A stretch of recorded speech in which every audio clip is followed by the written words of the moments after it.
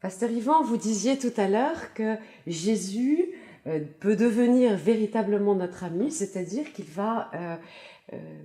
nous allons vivre avec lui au quotidien ce compagnonnage. Qu'est-ce que cela signifie pour vous concrètement? Très bonne question. Alors, pour moi, c'est la possibilité de se poser cette question et d'autoriser Dieu à nous poser cette question, que ferait Jésus à ta place? Ou que ferait Jésus à ma place? Et lorsqu'on se pose cette question, ne serait-ce que par exemple dans nos relations quotidiennes avec les gens, avec nos voisins, avec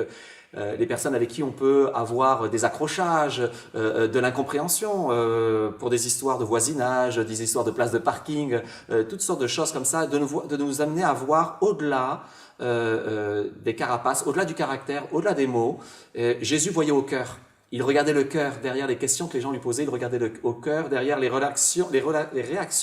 que les gens avaient envers lui, il regardait au cœur et Jésus nous pousse à regarder au cœur et à voir au-delà de l'apparence et à nous amener, par exemple dans le cas d'un voisin, un jour j'ai eu cette expérience où on s'était pris la tête, excusez-moi, pour une place de parking, et ben d'aller au-delà de cette réaction-là, peut-être de la méchanceté, des paroles, des mots, et de voir un cœur meurtri, un cœur blessé, d'un homme en souffrance qui finalement, derrière les réactions, c'était un homme qui vivait un drame dans sa vie et une épouse qui faisait face à un cancer et il avait la réaction extérieure, mais dans le cœur, il avait besoin d'un ami autour et moi je me souviens de